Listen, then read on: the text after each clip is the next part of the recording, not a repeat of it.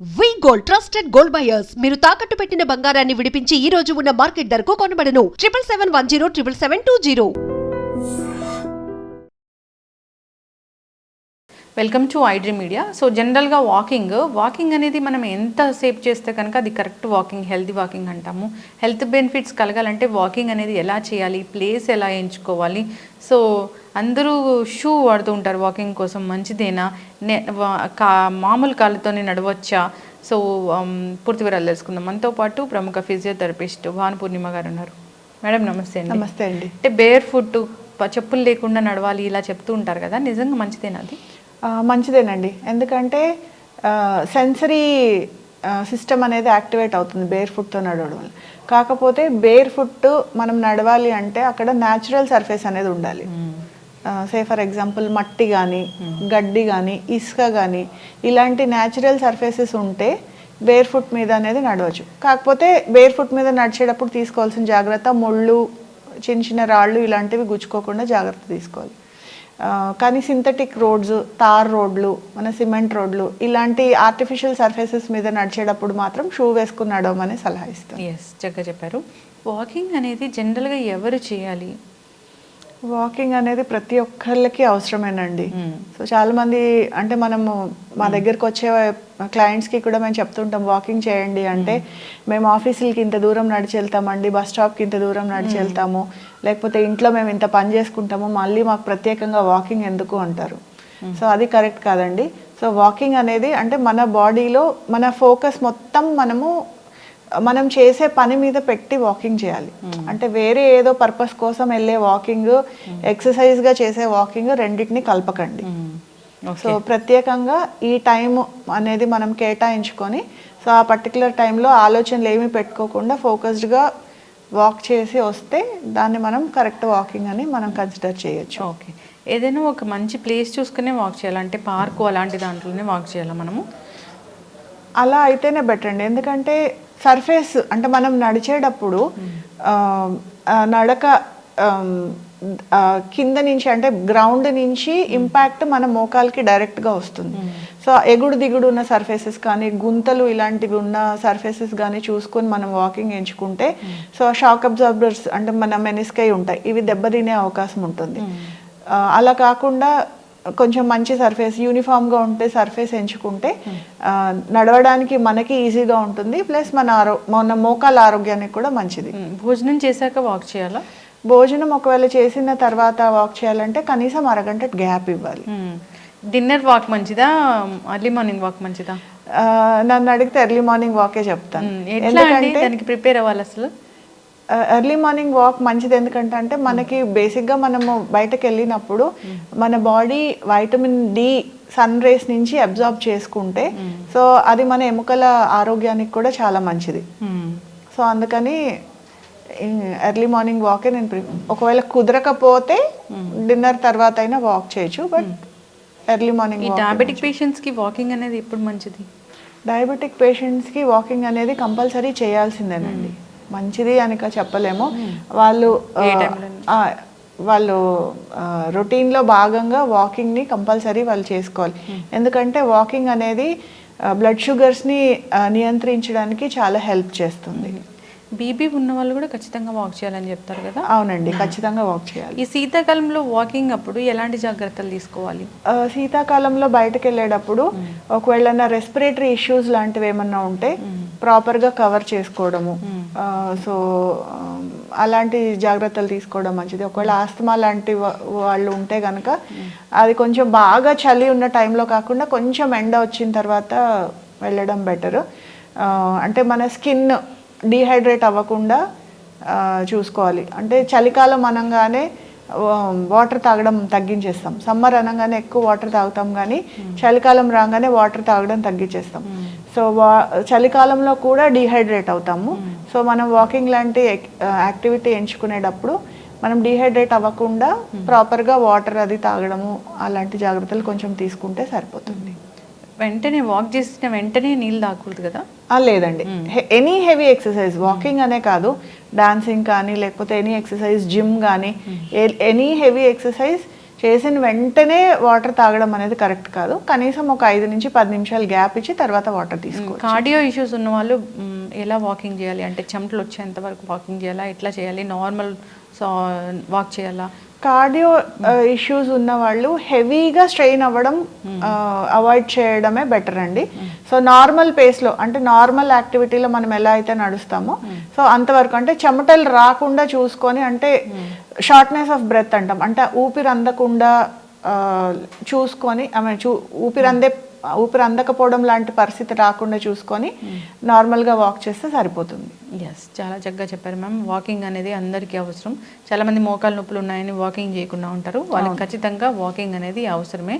So ఇంకా చెప్పారు ఏంటంటే బ్లడ్ ప్రెషర్ కానీ డయాబెటీస్ కానీ ఇలాంటివి ఉన్న వాళ్ళు కూడా ఖచ్చితంగా వాకింగ్ చేయాలని, అందరూ ఫాలో అవ్వాలని కోరుకుందాం. సో చెప్పులు లేకుండా నడవడమే ప్రిఫర్ చేయాలి, కానీ సర్ఫేస్ ఏముందనేది కూడా మ్యాటర్ అవుతుంది అక్కడ. అవునండి. సో వాకింగ్ కోసం సపరేట్ షూనే వాడాల్సి ఉంటుంది కదా? ఖచ్చితంగా షూవే వాడాలండి.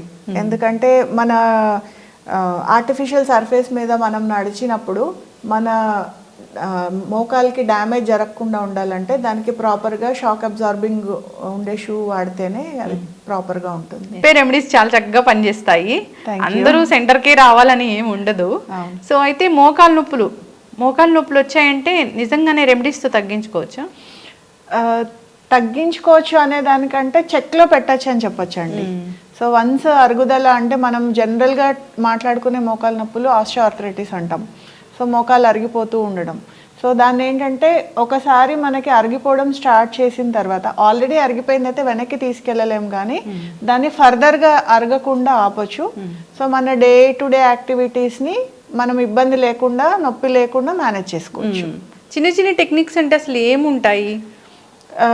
బేసిక్గా మోకాలు నొప్పులు వస్తున్నాయి, స్టార్ట్ అయినాయి అంటే మన మజిల్స్ వీక్ అవడం అండి. ఎందుకంటే స్కెలిటన్ స్ట్రక్చర్ని పట్టి ఉంచేది మజిలే. సో మజిల్ ఎప్పుడైతే వీక్ అవుతుందో దాని స్ట్రెంగ్త్ తగ్గిపోవడం వల్ల బోన్స్ 2 దగ్గరకు వచ్చేస్తాయి. సో బోన్స్ 2 దగ్గరకు వచ్చేసినప్పుడు ఒకదాని మీద అరుగుదల అనేది స్టార్ట్ అయ్యి మనకి అడుగు వేసిన ప్రతిసారి నొప్పి వస్తూ ఉంటుంది. సో అందుకనేసి సో ఇప్పుడు మనము ఎప్పుడైతే అరుగుదల స్టార్ట్ అయిందో ఆ అరుగుదలని ఆపాలి అంటే మజిల్ని స్ట్రెంగ్తన్ చేయాలి. సో మనం ఇంట్లో చిన్న చిన్న ఈ రెమెడీస్ ద్వారా మజిల్ని స్ట్రాంగ్ చేసుకుంటాం. సో మనం ఎప్పుడైతే మజిల్ స్ట్రాంగ్ ఉంటుందో సో బోన్ కూడా పొజిషన్ మెయింటైన్ చేసి మనకి నొప్పి లేకుండా మనం చూసుకోవచ్చు. మోకాలు నొప్పులు ఉన్నవారు వాకింగ్ చేయొచ్చా? చేయాలి, చెయ్యొచ్చు కాదు, కంపల్సరీ చేయాలి.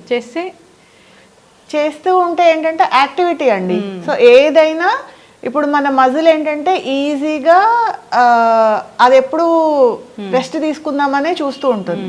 సో ఎప్పుడైతే మజిల్ రెస్ట్ తీసుకుంటుందో సో ఆటోమేటిక్గా ఇప్పుడు మన ఎగ్జాంపులే తీసుకుందాం. ఎప్పుడైనా మనం రోజు వాకింగ్ చేసే అలవాటు ఉంది, ఒక వారం రోజులు చేయలేకపోయాము, తర్వాత వెళ్ళాలంటే వెళ్ళగలుగుతామా? సో మజిల్ కూడా అంతే. సో దాన్ని ఏంటంటే దాని పని అది చేసుకుంటూ వెళ్తూ ఉంటే సో ఫంక్షన్ అనేది ప్రాపర్గా మెయింటైన్ అవుతుంది. ఓకే, చక్కగా చెప్పారు మ్యామ్.